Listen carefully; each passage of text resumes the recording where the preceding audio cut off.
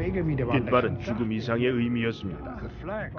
함선이 전진할 때마다 승리를 가져왔습니다. 기억이 생생합니다. 젊음의 열기로 전쟁을 이겨나갔지요. 앞길을 가로막는 적군에게 힘껏 저항했습니다. 깃발은 죽음 이상의 의미였습니다. 단순한 죽음은 아니었습니다. 영국인을 본 적은 없었지만 그들이 증오스러웠습니다. 그 증오가 가시기까지 오랜 세월이 걸렸습니다. 당시 저희들은 광신자들이었죠. 저희는 자문해 보았습니다. 어떻게 이런 일이 일어났을까요? 적이었던 영국인들은 지금은 친구입니다. 왜 예전에는 잘 지내지 못했던 걸까요?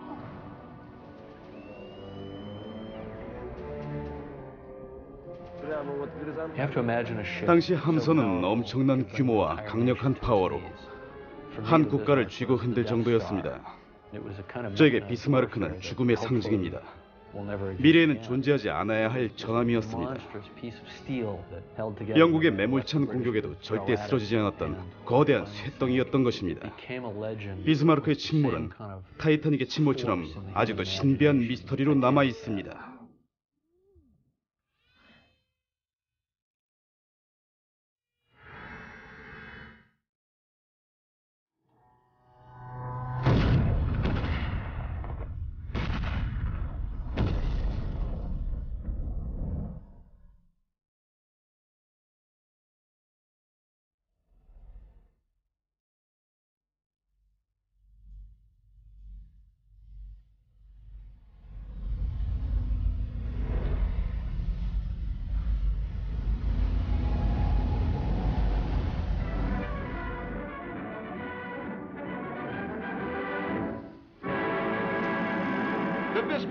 세계에서 가장 완전하면서 가장 우수한 군함으로 꼽힌 비스마르크가 노르웨이 버거랑을 출발해 긴 항해를 시작하려고 합니다.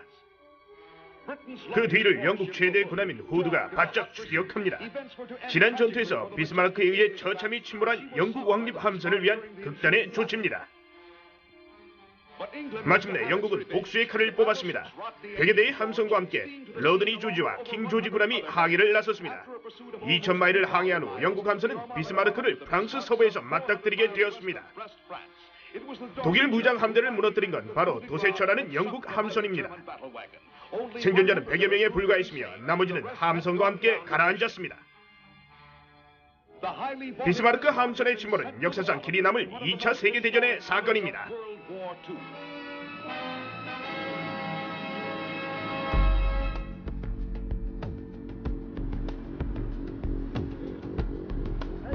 어떤가? 안녕하세요, 선장님.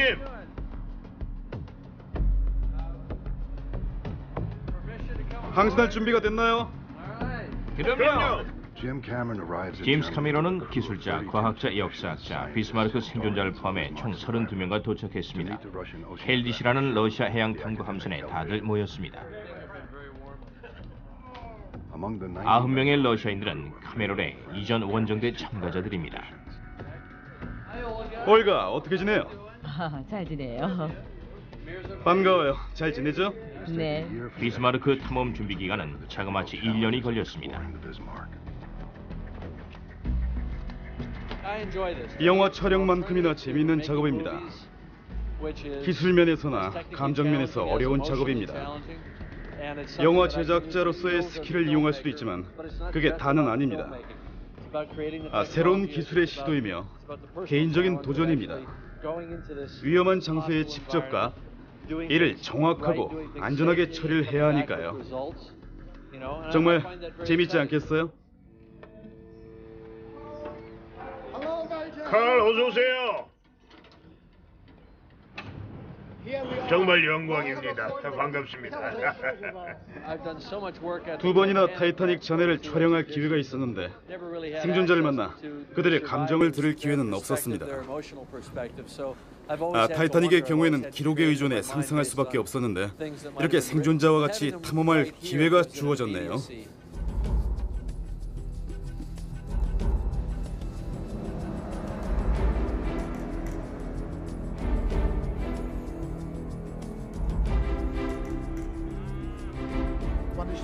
운하를 지나가니 기분이 정말 좋군요. 숲으로 둘러싸여 있군요. 일이 생각나는군요. 전 2번이나 여길 지나갔었습니다. 비스마르크가 완성되자 시험 항해를 위해 키엘 운하를 통해 북해로 나갔습니다. 60년이 지났어야 켈디시오가 그 뒤를 밟습니다.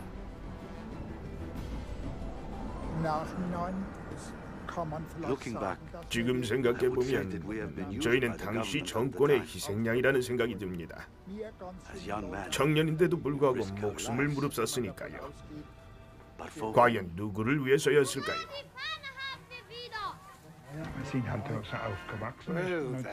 당신은 그랬습니다. 1923년에 태어났습니다. 히틀러가 정권을 잡았을 때 전 10살이었죠. 엄격한 훈련은 계속되었고 토요일은 국가 공휴일이었습니다. 그날은 온갖 스포츠를 하는 날이었고 총쏘기 연습을 비롯해 여러 훈련을 했습니다. 전 해군 훈련을 받았습니다. 훈련의 최종 목적은 실제 전투를 대비하는 것이었죠.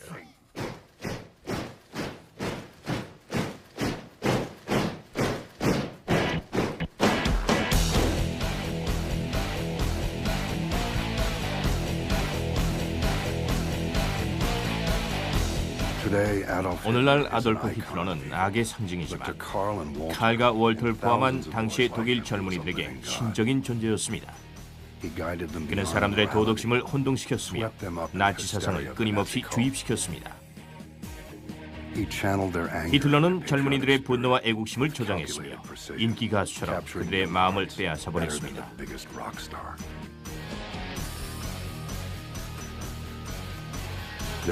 자신들을 강인하고 대단한 불사신으로 생각했습니다. 아무도 막을 수 없었습니다. 타인의 목숨은 물론 자신의 목숨도 승리, 만세 함성과 함께 아낌없이 바쳤습니다.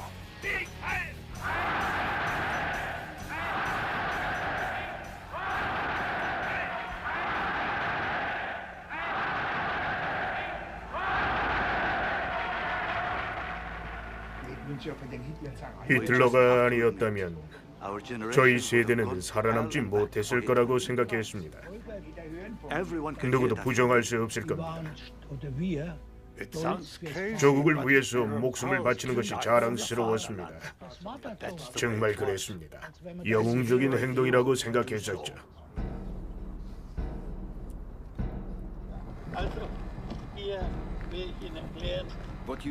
이곳에서 비스마르크가 만들어졌습니다. 이곳 전체에서 비스마르크가 만들어졌고 바다로 인양되었습니다.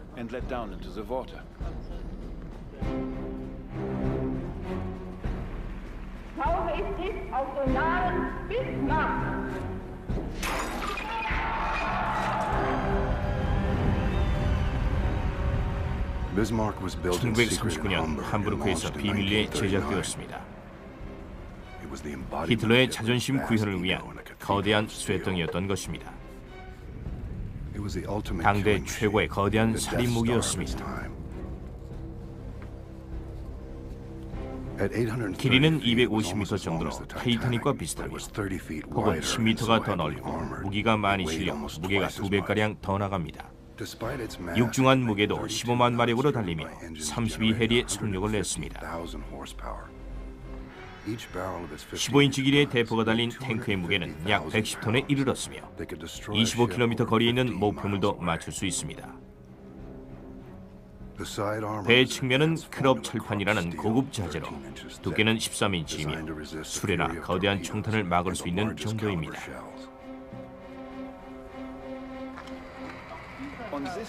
이곳에 비스마르크 철판을 찍어냈던 금속판이 아직 있습니다. 시간은 많이 지났지만 강철 종류를 분류한 이 숫자들을 보고 확인할 수가 있어요.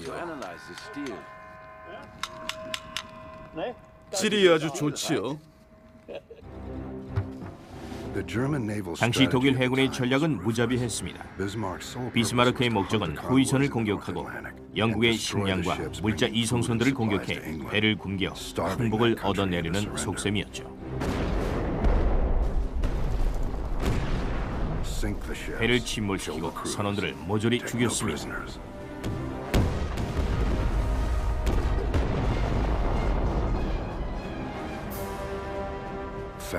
무시무시하고 천하무적이었던 비스마르크는 적군을 마구 삼켜버렸습니다. 대서양으로 나가 무자비한 테러를 시작하기 전에 누군가가 막아야 했습니다.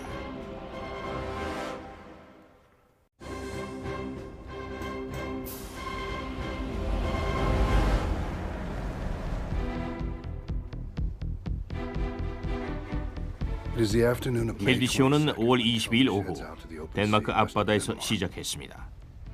61년 전 바로 오늘 비스마르크는 안전한 노르웨이 항을 떠나 긴 항해를 시작했습니다. 켈디시오는 무기도 총탄도 없습니다. 평화의 배입니다. 세계에서 가장 큰 해양 탐구선입니다.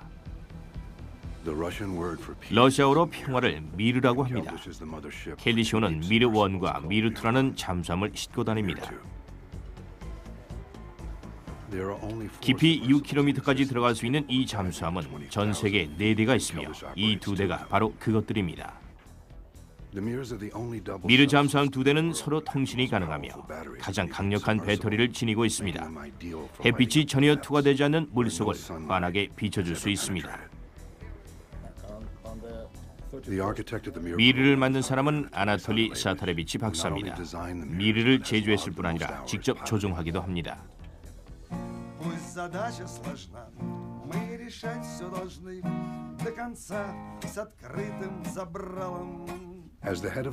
러시아 잠수함협회 회장인 아나톨리 박사는 1등 조종사이자 과학자이며 켈디시오 선원들의 정신적인 지주입니다.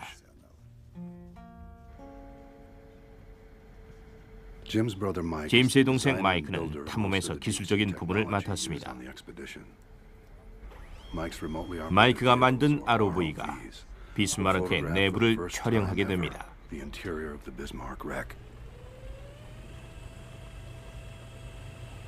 제이크와 엘우드입니다. ROV는 난파선 내부에 들어갈 수 있게 제작되었습니다. 밧줄로 연결한 ROV를 쓰면 금방 전원이 나가게 됩니다. 이 ROV는 자동으로 밧줄을 칩니다. 거미줄처럼 밧줄을 치기 때문에 구석으로 가거나 파편이 많은 데로 가도 밧줄이 저절로 나오기 때문에 들어가는 곳과 나오는 곳이 달라도 괜찮습니다.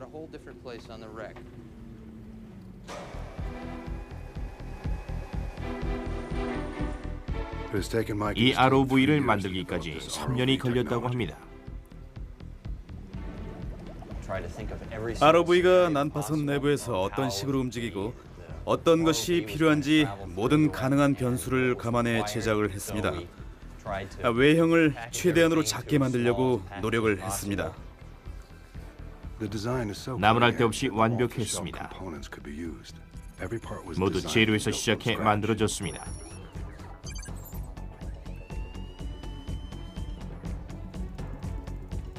600m의 광섬유 케이블이 내재되어 있습니다. 케이블은 머리카락 두께의 반 정도인 유리 섬유 2가닥이 있습니다. 아직까지 2파운드 정도 적게 나가는 것 같은데요. 거기에 맞춰서 잠수를 하면 되겠군. ROV가 찍어낸 화면을 조정 컨트롤 시스템이 광선의 진동만큼 미세한 진동으로 만들어냅니다. 이 미세한 유리 섬유만이 조종사와 연결되어 있습니다. 유리 섬유가 손상되면 거기서 끝입니다. 선박 제조자로부터 인수한 청사진을 통해 비스마르크 각 갑판을 그려보았습니다. 생존자들의 도움으로 ROV가 들어갈 수 있는 정도 크기의 선박 출입구들을 찾아보았습니다. 당시 일했던 작업장과 직무실부터 살펴봐 주세요. 월터, 여기가 비밀 암호 해독실입니다. 바깥쪽 갑판, 나무 갑판이 있는 데군요. 당시에 전 비밀 정보 교환실에서 근무를 했습니다. 제 임무는 외부에서 들어오는 정보와 암호를 해독하는 것이었습니다. 어렸기 때문에 자세한 사항은 전혀 몰랐습니다. 장교들은 저희에게 신적인 존재였기 때문에 아무것도 묻지 않았고 아무 얘기도 듣지 못했습니다. 노르웨이에 갔을 때 갑판으로 올라갈 수 있었습니다.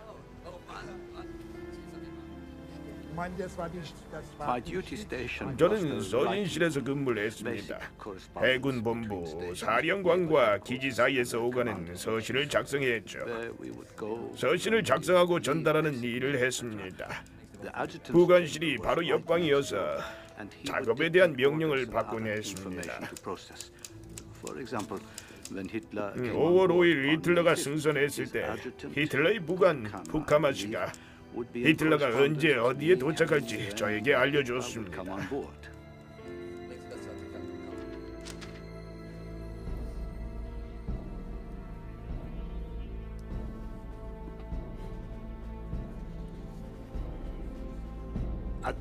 떠나기 일주일 전 루친스 장군이 대책본부장으로 왔습니다. 저희들은 루친스를 싫어했죠. 린드만은 좋은 선장이었고 모두들 좋아했었죠. 루친스가 부임하고 분위기도 바뀌었습니다.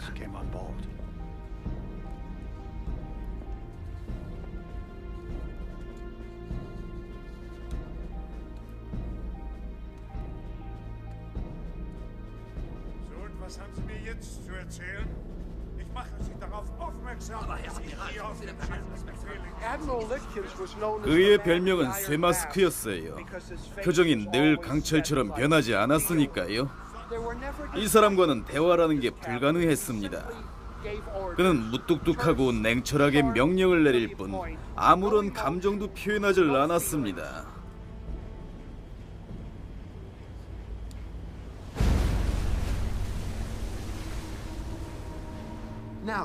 1941년 5월 24일에 비스마르크가 이렇게 해협을 빠져나오려는데 두 대의 전함이 보였습니다. 후드와 웨일즈 왕자호예요.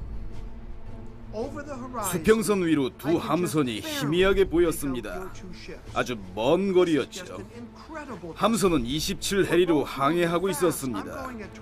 함선 윗부분이 희미하게 보였어요. 멀리도 겨냥했네요. 후드와 비스마르크는 결투하는 기사처럼 방향을 돌려 서로 마주봤습니다. 후드가 먼저 공격했습니다.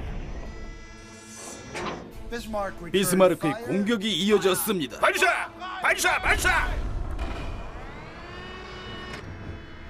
25km의 먼 거리를 공격할 때는 일제히 사격을 합니다. 4발 또는 8발이죠. 적군의 함선에 시험 발사를 할 때 발포한 후 지휘탑에 올라가 떨어지는 지점을 자세히 살핍니다.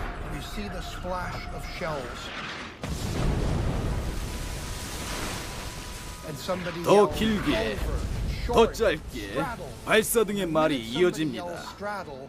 발사라는 말이 떨어지면 옆에선 손길이 바빠집니다.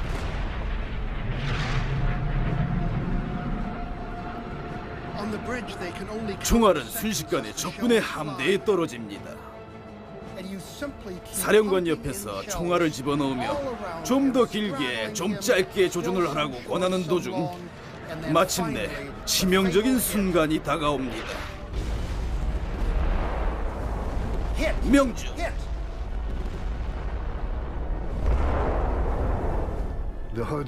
후드의 병기구가 맞는 바람에 함선의 뒤쪽이 폭발했습니다.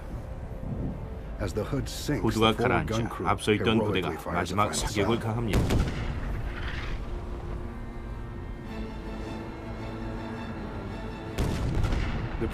심한 타격을 입은 후드는 마지막 공격을 하고 후퇴하기로 합니다.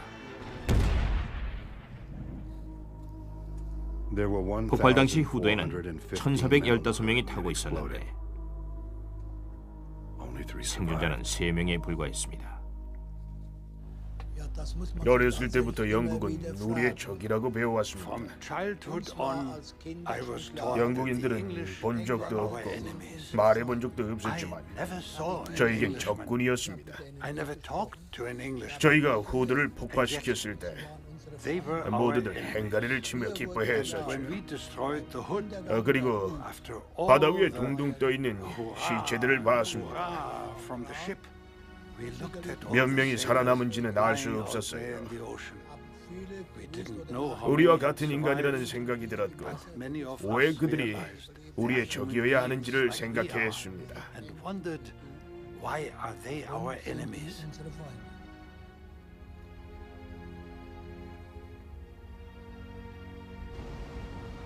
월터와 칼은 61년 전 이곳 바다에서 죽어간 영국군 희생자들을 추모하기 위해 새벽부터 일어났습니다. 당시 칼과 워터를 포함한 동료들은 승리의 기쁨에 젖어 있었습니다.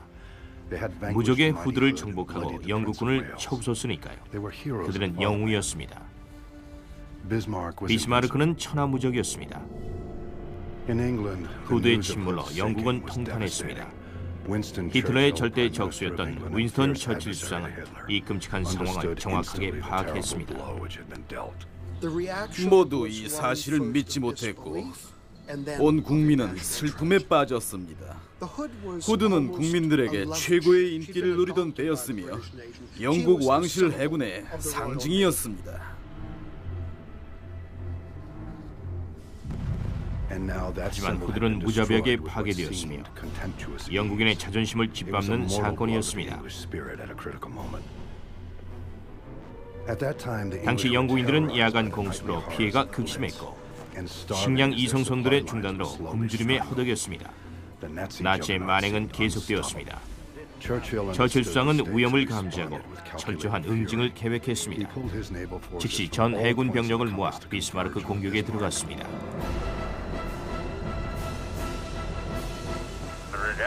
지금 이 순간 비스마르크를 파괴하는 것만큼 중요한 사안은 없습니다.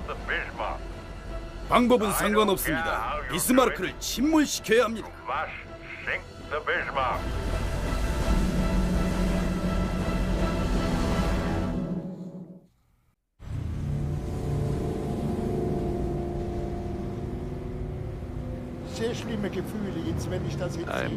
점점 이상한 기운이 느껴지는군요. 가까워질수록 기억이 새록새록 피어납니다. 심장이 빠르고 격렬하게 뛰고 있습니다.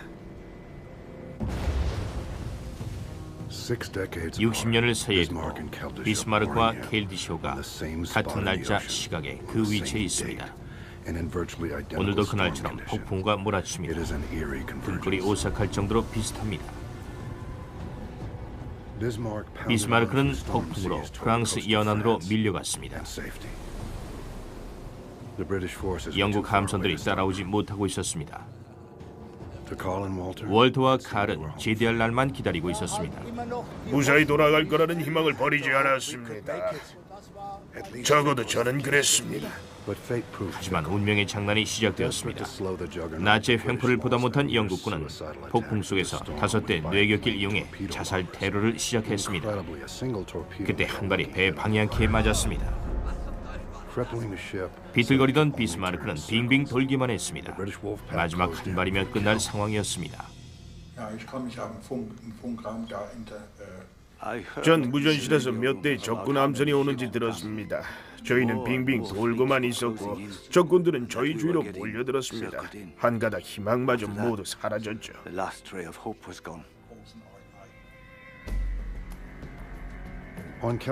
난파선까지 몇 시간만을 남겨둔 시점에서 켈디쇼 사람들은 기대감에 들떴습니다.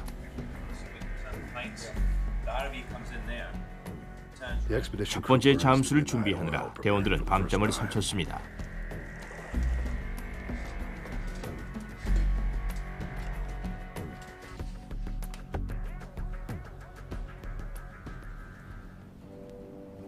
(5월 27일) 새벽이 밝아오자 비스마르크 군사들은 결전의 전투를 준비하고 있었습니다. 아침 8시 45분 영국 사령관 존 토비 제독은 전함 로드니와 조지 5세 공격을 명했습니다. 로드니와 조지 5세는 계속해서 일제 사격을 퍼부었습니다.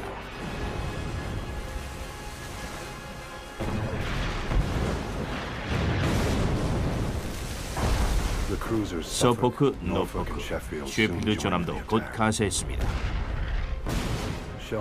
비스마르크는 총알 세례를 받았으며 군사들도 죽어갔습니다.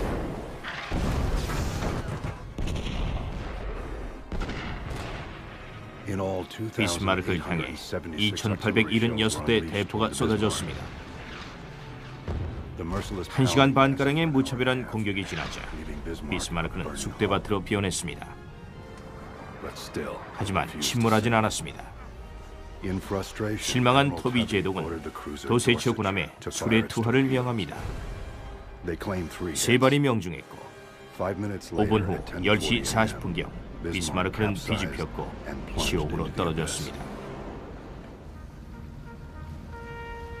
5월 27일 10시 40분경 침몰 지점에 도착했습니다. 감정의 동요 속에서 켈디쇼는 60년이 지난 후 거의 비슷한 시각에 침몰 지점에 도착했습니다. 칼과 월터의 머릿속에 과거가 스쳐 지나갑니다. 그 비극의 아침 수천 명의 동료가 물에 빠져 밑에 누워 있습니다.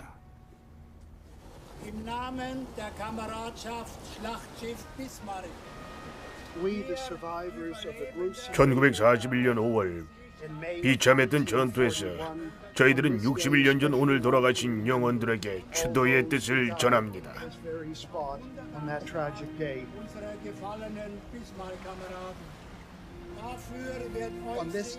오늘 여러분의 머리 위에 왕관을 씌워드리려 합니다. 출렁이는 바다를 상징하는 왕관을 말입니다.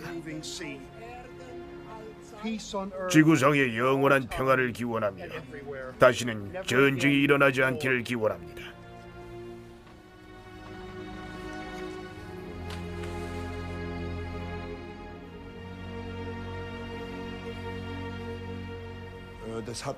바다 밑을 바라보면서 61년 전 바로 그 지점에서 이 일을 떠올리니 가슴이 벅차올랐습니다.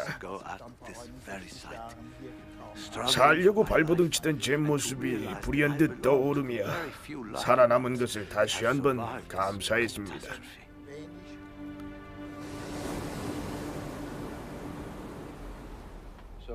첫 단계에서는 이렇게 지나가면서 한 샷으로 갑니다. 두 번째는 여기서 만납니다. 아시겠죠? 이쪽에서 사진을 좀 찍을 거예요.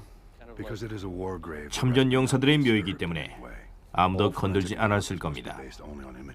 모든 과학적인 분석은 영상에만 의존하기 때문에 카메라와 조명의 조화는 매우 중요합니다. 약간만 움직여요. 편리와 역방향으로. 제니아 추나이브는 세계 최고 잠수정 파일럿 중 한 명입니다.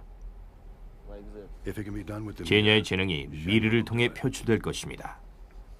여기에 미러를 착륙시킬 수 있겠어요? 뭐 가능할 것 같긴 한데.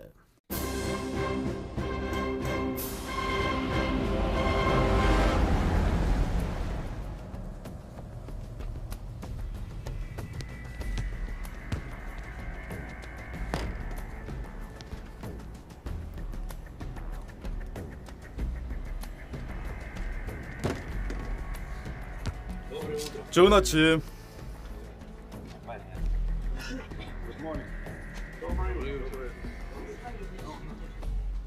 제냐, 내려갔을 때 파손된 흔적이나 자국이나 그런 것들이 보이면 잠수일의 가장 중요한 행사는 미르 회의입니다. 세세하게 잠수 계획을 짜야만 합니다. 나중에도 볼 수 있는 지점 말입니다. 그러다 시간이 좀 남으면은 이걸 이렇게 하는 것이 어떨까요? 미르에 탑승하려면 전원 리디아의 리스트에 사인해야 합니다. 리디아의 일이 끝나면 이제 잠수 준비는 끝났습니다.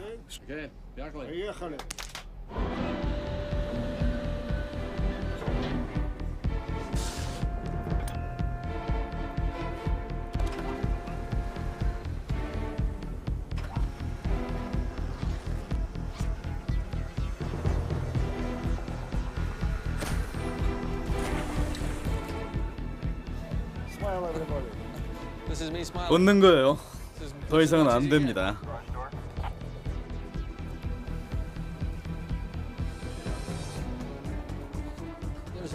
언제나 사소한 문제가 생기기 마련이죠.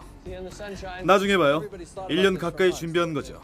내비게이터 광 케이블 등을 어떻게 해야 할지 생각을 했죠. 내비게이터로 난파선의 위치 파악이 가능하며 찾아갈 수 있습니다. 하지만 사소한 문제가 생길 걸로 예상합니다. 그런 문제를 전 X 요인이라고 하는데요. 중요한 시점에 작은 부품이 고장을 일으킬 수도 있죠. 스트레스가 극에 달했습니다. 기계니까 고장의 위험은 언제나 있죠. 난파선에서 못 빠져나올 수도 있죠. 전기가 나갈 수도 있고요. 행운을 빌어야죠.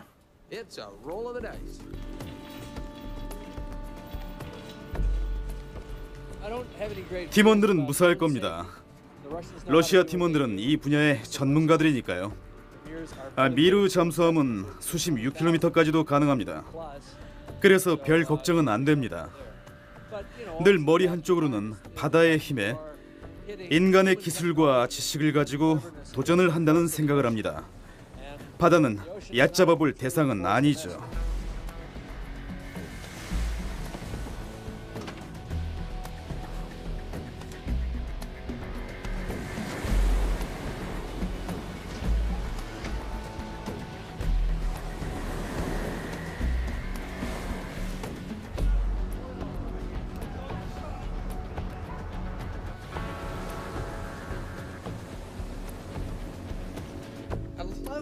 정말 신나는군요.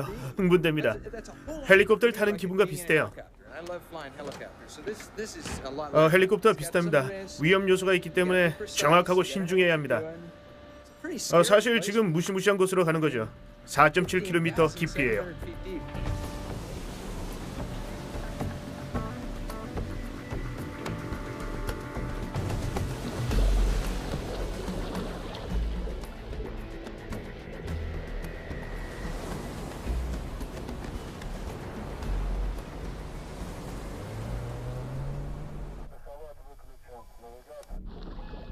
미르2 감지 장치는 8,000와트 정도의 빛의 위력을 가지고 있습니다. 미르1은 입체 고밀도 카메라를 내장하고 있습니다.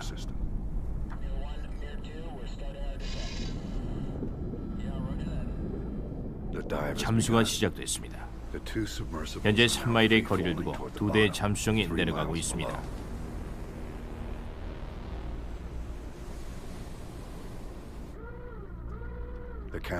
마이크가 무인 제작한 카메라 칩은 무인 잠수정에 부착된 최대 내파 규모입니다. 약간의 실수로도 고기압 상태에서 파열될 수 있습니다. 파열은 곧 사형 선고와 같습니다. 충격 화장이 잠수정을 파괴하고 탑승자는 모두 죽게 됩니다. 자, 이제 시간을 재봅시다. 타이머는 켰습니다. 테이프 작동 중입니다. 계속 3번씩 확인을 하겠습니다. 확인 끝났어요. 네. 밑으로 내려가는 동안 기압은 계속 올라갔습니다. 3,000kg 후 2인치까지 올라갑니다. 잠수정 안에 구형의 내부 공간이 있습니다. 강철로 제작된 잠수정은 3마일 길이의 물기둥도 견뎌냅니다. 전체 표면 압력은 7만 톤에 이릅니다.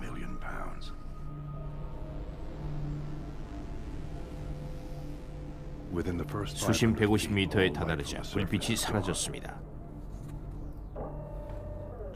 기온은 얼 정도로 뚝 떨어집니다. 벽면은 응축으로 물방울이 맺힙니다.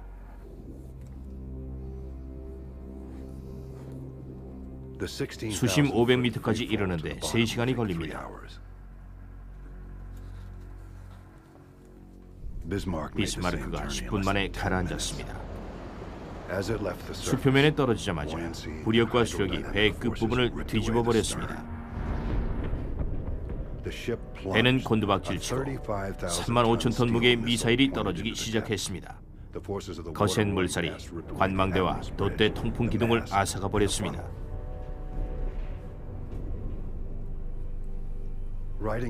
다시 똑바로 선 함선은 어둠 속으로 가라앉았습니다.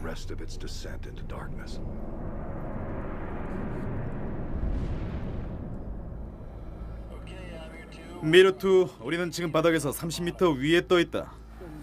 바닥이 보여요? 20m.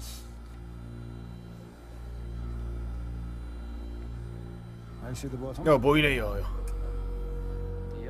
예. 점점 선명해지네요.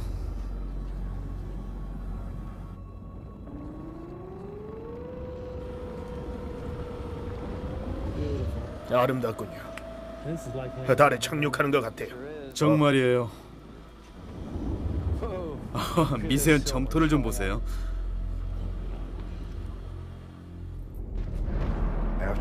5km가량 내려온 비스마르크는 엄청난 구멍을 내고 수많은 파편을 뿌리며 바닥에 내리꽂혔습니다.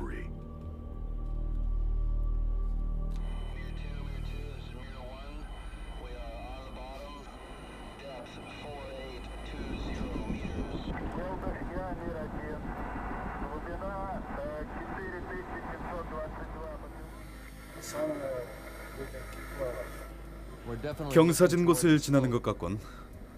산처럼 엄청 높아. 해선의 측면에 내려앉았습니다. 육중한 함선은 아래로 미끄러져 내려오면서 바닥에 홈을 팠습니다. 10만 톤가량의 물이 가라앉는 배를 따라 내려와 경사면에 내리꽂혀 마치 산사태처럼 강력한 물살을 일으켰습니다. 강력한 물살로 배가 옆으로 들어갔습니다. 배의 구조물 중 일부는 이 과정에서 떨어져 나갔습니다.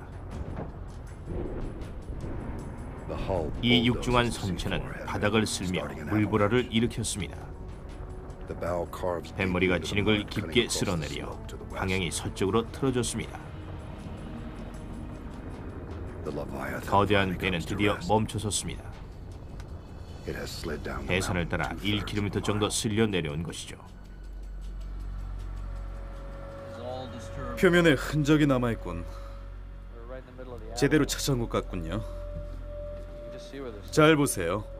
표면이 쓸려서 엉망이 돼 있죠. 배가 용트림을 하면서 내려왔군.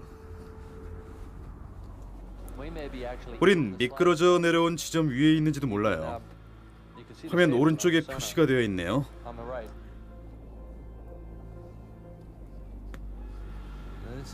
이게 미끄러지는 흔적 같군. 이렇게 깊게 파이다니.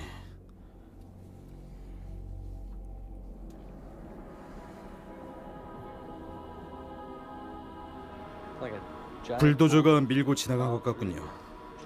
네, 정말 그렇네요. 이 길만 따라가면 난파선을 찾을 수 있겠군요.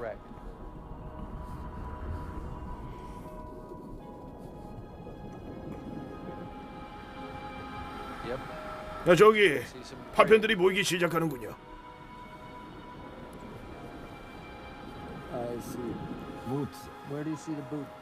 군화도 보이는데요. 아니 어디요? 왼쪽이요? 네, 왼쪽이요. 보여요. 군화 한쪽이요? 장교 군화인가요?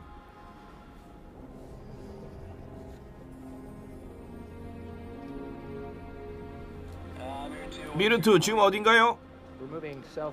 파편을 따라 남쪽으로 이동하고 있는데 거대한 뭔가가 보입니다. 저게 도대체 뭐지? 수색 조명인 것 같아요. 그러네요. 창살이 있어요.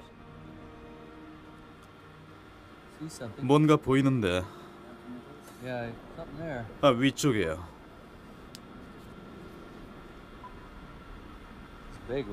엄청 크군.